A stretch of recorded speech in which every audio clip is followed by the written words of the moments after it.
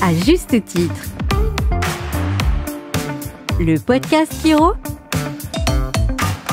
qui fait du bien à ton dos. Bonjour à tous, un nouvel épisode d'À juste titre, le podcast Kiro qui fait du bien au dos. Et aujourd'hui, j'ai le plaisir d'être avec Élodie Rousset, qui est chiropracteur à Lyon et qui est également vice-présidente de l'Association française de chiropraxie. Bonjour Élodie. Bonjour Laurent. Élodie, aujourd'hui nous recevons l'une de tes patientes qui t'est évidemment très très chère puisque tu la connais depuis le lycée. C'est Céline. Bonjour Céline. Bonjour. Élodie, peux-tu présenter ta patiente Céline et ton amie Céline? Parce qu'on va dire évidemment comment elle a connu la chiropraxie et à quel point ça lui sauve bien la vie. Mais Élodie, je te laisse nous présenter à nos auditrices et auditeurs la charmante Céline, s'il te plaît. Donc Céline est une amie de lycée. Nous étions au lycée ensemble. Puis nous avons un peu perdu contact pendant mes études de chiropracteur justement. Et on s'est retrouvés grâce à ces problèmes de dos, si on peut dire. Alors c'est une histoire de problème de dos. Céline, est-ce que tu peux nous expliquer ça? Parce que tu as douillé, pardonnez-moi l'expression. Explique-nous ça s'il te plaît Céline. Oui, et bien en fait, j'avais jamais vraiment eu mal au dos auparavant et un petit peu avant 30 ans, je pense que j'avais à peu près 27-28 ans. Un jour, je me suis complètement bloqué le haut du dos. Du coup, je suis allée voir un ostéo sur les conseils d'un ami. J'ai fait quelques séances, mais ça n'a pas été vraiment concluant. Et à ce moment-là, du coup, par hasard, comme on le disait avec Élodie, on s'était vraiment perdu de vue, mais on était restés copines sur les réseaux sociaux. Et Élodie était en train d'ouvrir son cabinet de chiro sur Lyon. Et du coup, elle publiait beaucoup sur Facebook par rapport à ça. Alors moi, je ne connaissais pas du tout la chiro.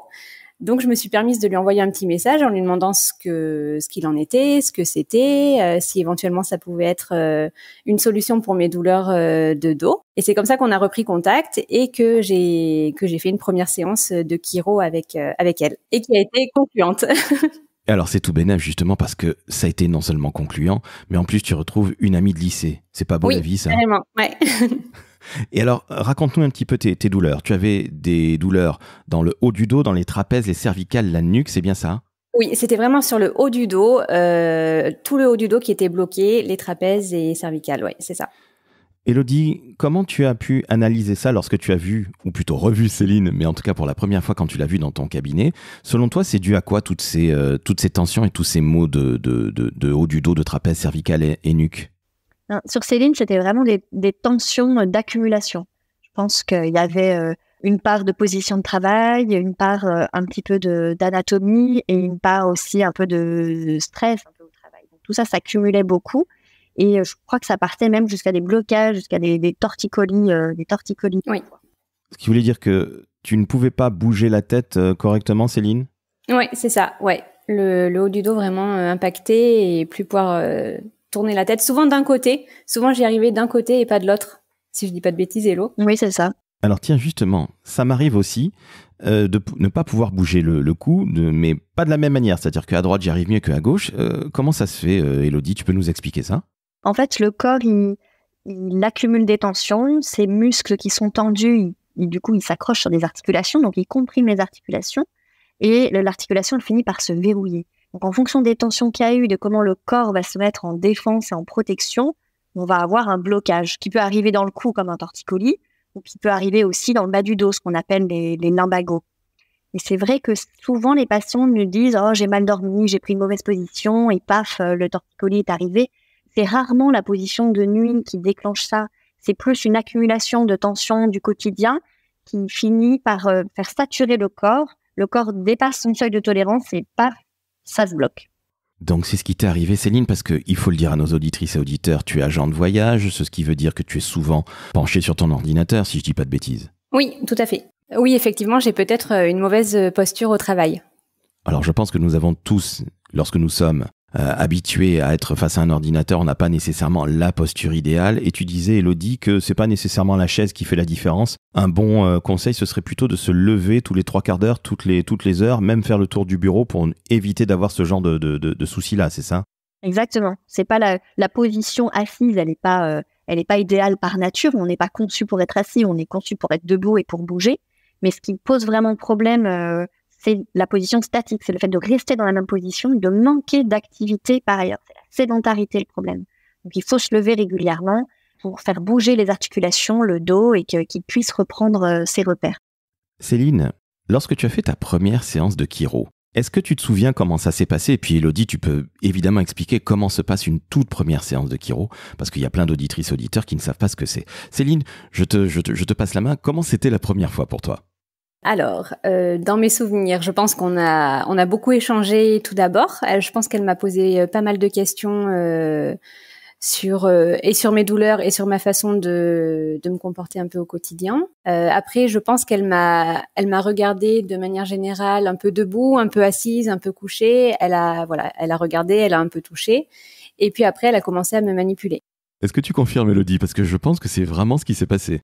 Exactement, c'est exactement ça. On pose beaucoup de questions, un interrogatoire approfondi sur ce qui s'est passé avant. Surtout que Céline, elle avait déjà essayé d'autres thérapies avant qui avaient échoué. Donc, il faut vraiment prendre beaucoup d'informations pour pouvoir trouver ce qui a peut-être été oublié ou comment est-ce qu'on va apporter notre pierre à l'édifice pour avoir des résultats meilleurs que les traitements qui ont été essayés avant. Alors, rappelons à nos auditrices et auditeurs que Céline, tu es allée voir un ostéo pour tous ces problèmes-là et finalement, ça n'a pas été si concluant que ça. Oui. Après, j'ai pas trop insisté. J'ai dû faire 2-3 séances.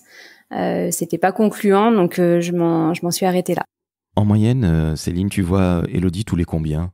Alors maintenant, je dirais que je la vois à peu près tous les trimestres, une fois tous les 3-4 mois. D'accord. Alors, cette visite, Élodie, c'est une visite qui est préventive et curative, je suppose? Oui, c'est un traitement plutôt d'entretien, mais c'est vrai que Céline, elle a le même travail, le même corps qu'avant, les mêmes antécédents. Donc, c'est sûr qu'il y a toujours des petites tensions qui s'accumulent. Et pendant ces séances d'entretien global de son corps, de prévention, on gère aussi les petits maux du quotidien qui ont pu s'installer. Au tout début, on avait fait 2 séances et en 2 séances, on avait réussi à régler un peu cette crise-là. Et puis, les aléas de la vie font qu'il y a des petites choses qui reviennent de temps en temps et on essaie de les gérer régulièrement pour éviter que le corps accumule trop de douleurs. Et qu'on évite d'avoir justement ces lumbagos ou torticolis qui sont une accumulation dans le corps, comme tu l'as si bien dit tout à l'heure. Céline, à un moment de ta vie, tu as attendu ce qu'on appelle un très heureux événement. Oui, tout à fait. Aujourd'hui, tu es maman d'une petite fille de 2 ans et demi. Qu'on salue, comment s'appelle-t-elle? Chloé. Eh bien, on la salue, cette demoiselle de 2 ans et demi. Et tu es allé voir Élodie parce que là, tu as eu le flip de ta vie. Parce que tu es allé voir ta gynéco et tu avais des maux de tête abominables. Et que te dit ta gynéco? C'est ça. En fait, j'étais au premier trimestre, donc j'étais encore au début de ma grossesse, et j'avais des maux de tête horribles tous les jours, H24, sans arrêt depuis des semaines. Et ma gynéco, du coup, je lui en parle. Elle me dit non, il n'y a aucun rapport avec la grossesse, il n'y a pas de raison. À mon avis, il y a vraiment un problème neurologique. Il faudrait consulter un neurologue. Donc là, autant dire que enceinte, elle me dit ça, je suis partie dans tous les sens. Je me suis imaginée avec les pires trucs possibles. Et j'ai eu Élodie pour autre chose, parce que je ne l'ai pas contactée en fait pour ça, parce que je ne pensais pas du tout que la chiro puisse m'aider par rapport à mes maux de tête. Je l'ai eu par rapport à un autre sujet certainement au téléphone, et je lui dis au passage, oh là là, si tu savais, j'ai mal à la tête, c'est l'horreur, j'arrive pas à m'en sortir. Et c'est là qu'Élodie m'a dit, écoute, essaye de passer me voir, qu'on voit si on peut faire quelque chose. Et donc, je suis allée la voir. Je me rappelle très bien, j'y suis allée un lundi soir. On a fait la séance. Je me suis réveillée le mardi matin. Je n'avais plus mal à la tête et ce n'est plus jamais revenu. Alors que ça faisait des semaines que vraiment je galérais par rapport à ça. Alors là, c'est un miracle presque. Élodie, est-ce que tu peux nous expliquer tout ça? Parce que l'apparition soudaine de maux de tête, peut-être que ça arrive régulièrement pendant une grossesse. Là, c'est le chiro qui parle ou la chiro qui parle. On t'écoute et on est tout oui. Alors, c'est vrai que les maux de tête, c'est un symptôme vraiment classique de consultation. On a des patients qui viennent nous voir pour des maux de tête, pas forcément des maux de tête pendant la grossesse. Et il y a beaucoup de causes différentes aux maux de tête ou aux migraines, différents facteurs. Et sur certains facteurs, on a une action vraiment très forte et vraiment miraculeuse, surtout quand les maux de tête ils viennent des cervicales, que la cause elle est mécanique. On a ce qu'on appelle des céphalées de tension, que les cervicales sont bloquées, qu'il y a des tensions dans les muscles du cou qui projettent des douleurs jusque dans le crâne, jusqu'à faire des maux de tête. En l'occurrence, pour Céline, les maux de tête sont arrivés pendant la grossesse, elle ne souffrait pas de ça avant, et c'est dû à l'adaptation de son corps, à l'adaptation de sa posture, parce que même si c'était le début de la grossesse, son corps, il commence à se transformer. Il y a l'effet des hormones qui fait que les muscles, les ligaments se relâchent, la colonne commence à prendre une autre forme pour permettre au bébé de grandir. Et ça demande une adaptation. Et donc, le haut du corps, les cervicales, sont obligées de compenser, de s'adapter, de changer un petit peu de position. Et son corps, Céline, il n'a pas aimé du tout cette adaptation. Et les maux de tête sont arrivés. Donc, en fait, en soulageant les cervicales et en manipulant les cervicales, on a eu un effet vraiment immédiat. Et derrière, on a suivi Céline, du coup, de temps en temps pendant sa grossesse, ce qui a permis d'éviter aussi que ces symptômes puissent revenir lorsque la grossesse a progressé. Entendu, et justement, tu l'as dit à l'instant même, à partir du second trimestre, et tu confirmes Céline, vous aviez rendez-vous très régulièrement tous les mois pour des problèmes de dos, ce qui peut se comprendre quand on est enceinte, et puis aussi des problèmes de bas du ventre, si j'ai bien compris. Oui, c'est ça. Élodie, tu peux expliquer ce que c'est avec des termes peut-être un petit peu plus techniques, parce que bas du ventre, bon, on ne sait pas trop ce que c'est. Bas du ventre, souvent les futures mamans, elles ont des douleurs dans le bas du ventre au début de leur grossesse ou au cours de leur grossesse. En fait, l'utérus est un muscle qui grossit, pour le bébé grossit et l'utérus avec évidemment.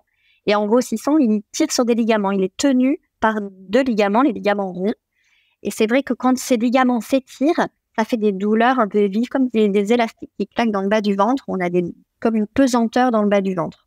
Donc, c'est un motif de consultation pour des séances de chiro et on arrive à bien détendre ces symptômes. Et comment tu détends ça? Tu fais une manipulation à un endroit, tu fais craquer? Tu vois, j'arrive à ma grande question. Alors là, il y a pas de craque pour ces douleurs du bas du ventre. C'est un travail de relâchement du bassin pour qu'il puisse bouger plus librement sans contrainte et que ça tire moins sur les muscles et sur les ligaments. Et on détend directement les ligaments qu'on peut sentir que pendant la grossesse, ils sont vraiment sensibles sur le bas du ventre. On fait des tout petits ronds légers pour détendre les tensions. Ok, merci pour ces informations que je ne soupçonnais évidemment pas. Céline, il faut que je te pose la grande question que je pose à chaque fois dans chaque épisode. Est-ce que tu fais partie de la team crack ou est-ce que tu fais partie de la team pas crack? Alors moi je déteste. Parfois elle me fait craquer, mais alors elle essaye de l'éviter un maximum parce que alors moi je déteste ça. J'angoisse, j'ai toujours peur que j'ai l'impression que mon cou va se tordre, qu'elle va tout me craquer. Non, j'ai horreur de ça. Après, elle le fait le moins possible. Quand elle le fait, elle me prépare psychologiquement. Puis ça se passe bien au final. Mais voilà, je vais pas mentir, c'est pas quelque chose que j'adore. Alors, contrairement à moi, tu n'aimes pas ça. Élodie, est-ce que tu peux expliquer à nos auditeurs que justement, quand on fait craquer, quand un chiro fait craquer, ce n'est pas pour casser le cou, bien au contraire, et que ça peut se comprendre qu'on ait peur comme Céline, mais explique-nous ce que c'est très concrètement. Le crack, c'est du gaz qui est dans l'articulation. Et quand on fait des manipulations, quand on pousse un petit peu sur l'articulation, il y a une augmentation de pression. Et le gaz se rassemble dans une bulle qui fait du bruit un petit peu en éclatant dans l'articulation. Mais le crack, il apporte rien. C'est-à-dire que c'est la manipulation de bouger les articulations. Ça permet un relâchement et une détente instantanée. On récupère de la mobilité et on calme les douleurs. Mais il y a d'autres techniques qui existent. Donc, c'est vrai qu'on essaye d'adapter au maximum les techniques qu'on utilise aux contraintes du patient. Il y a des patients qu'on n'a pas le droit de manipuler, ils ont des contre-indications. Mais il y a des patients qui n'aiment pas ça, tout simplement, comme Céline. Alors, Céline, elle avait déjà eu un échec avec l'ostéopathie. Donc, c'est vrai qu'on avait commencé à utiliser aussi ces techniques-là parce qu'on savait qu'elles n'avaient pas été utilisées et qu'elles allaient peut-être porter leurs fruits. Donc, c'est quelque chose qui avait fonctionné. Dans la mesure du possible, on évite et on utilise des techniques alternatives. On peut toujours faire autrement. Mais par exemple, si je me souviens bien, pour les maux de tête qu'elle avait eus, je crois qu'on avait manipulé. On sait que c'est ce qui marche le mieux et le plus instantanément et ce qui lui permet vraiment de libérer très rapidement les douleurs. Donc là, elle sait quand elle vient qu'elle va y avoir droit, mais elle en est tout à fait consciente et elle sait aussi que ça va vraiment fonctionner derrière. Oui, clairement. Ok, donc tout le monde n'est pas comme moi. Moi, j'adore quand ça craque. J'ai l'impression que quand je vais à une séance de chiro et que ça n'a pas craqué, j'ai l'impression d'avoir non pas perdu mon temps, mais je suis un peu frustré. Donc sachez-le, il y a des gens comme moi qui adorent ça, d'autres personnes comme Céline qui n'aiment pas. Et rassurez-vous, votre chiro va s'adapter à vous. C'est tout à fait normal. Céline, j'ai une grande question. Même si de temps à autre, Élodie te fait craquer, est-ce que tu recommandes la chiropraxie autour de toi ? Oui, carrément. Oui, je la recommande. Je la recommande à des amis. Maintenant, je la recommande systématiquement lorsque j'ai une amie qui est enceinte, parce que vraiment pendant ma grossesse, moi, ça a été Vraiment, Elodie, c'était ma petite fée. C'est vraiment elle qui m'a fait le plus de bien pendant ma grossesse. Elle m'a sauvée avec ses maux de tête. Elle m'a vraiment fait énormément de bien sur les douleurs et du bas du ventre et du dos. Donc, dès que j'ai une copine enceinte, maintenant, directement, je lui dis, il faut vraiment que tu vois, si possible, si elle est à Lyon, Elodie Rousset. Sinon, vraiment, de voir un chiro, c'est formidable, quoi. Alors nous avons la fée Elodie qui t'a bien sauvé la vie, mais Elodie, trêve de plaisanterie, est-ce que dans ta patientèle, tu as beaucoup de femmes enceintes ? Oui, j'ai beaucoup de femmes enceintes puisque je suis spécialisée en pédiatrie et en néonatalité, en périnatalité. Donc les femmes enceintes, les suivis de grossesse, c'est vraiment ce que j'aime bien faire, même si c'est pas tous les patients que je vois. Mais tous les chiropracteurs sont habilités à prendre en charge des femmes enceintes ou des nourrissons quand ils sont pas à l'aise avec ça, qu'ils n'ont pas beaucoup de compétences, ils le disent et ils référeront vers un chiropracteur qui sera compétent pour gérer ça. La chiropraxie, et je m'adresse à toi évidemment Elodie, elle est ouverte à tout le monde, qu'on soit sportif, qu'on soit évidemment une femme enceinte, ce que tu viens de dire, un enfant également, parce que peut-être que tu vas amener ta petite fée Céline dans quelques temps. C'est ouvert à tout le monde, si je puis dire ? C'est ouvert à tout le monde. C'est vrai que les enfants, les seniors, même s'il y a des contre-indications justement à certaines techniques, on va pouvoir adapter et choisir nos techniques pour pouvoir voir toutes les patients de tout âge.